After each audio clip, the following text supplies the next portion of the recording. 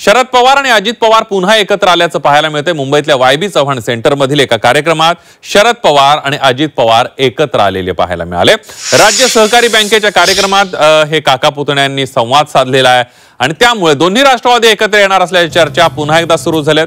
दोन्ही राष्ट्रवादीच्या विलीनीकरणाबाबत अंकुश काकडे आणि सुप्रिया सुळे यांनी पत्र लिहिलं।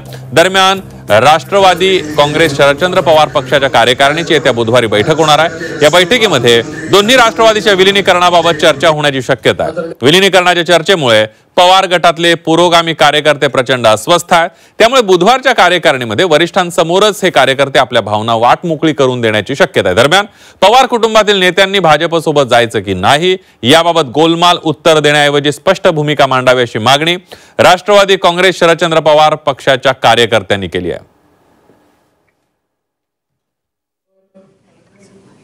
श्री विद्याधर अनास्कर, श्री दिलीप दिघे आपल्याला मार्गदर्शन करून पुढील कार्यक्रमाला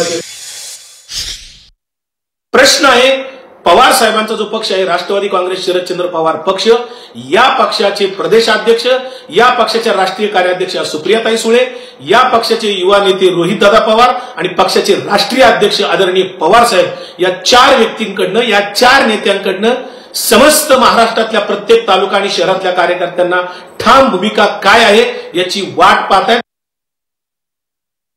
या पत्रामध्ये मी सध्याची आपल्या पक्षाची परिस्थिती, इतर पक्षांची परिस्थिती आणि या सगळ्या पार्श्वभूमीवरती येणाऱ्या स्थानिक स्वराज्य संस्थांच्या निवडणुका या सगळ्या गोष्टींचा परामर्श केला आहे। काही हितसंबंधी कार्यकर्ते, नेते या दोन पक्ष जर एकत्र आले तर त्यांना त्यांच्या भविष्याची काळजी वाटते।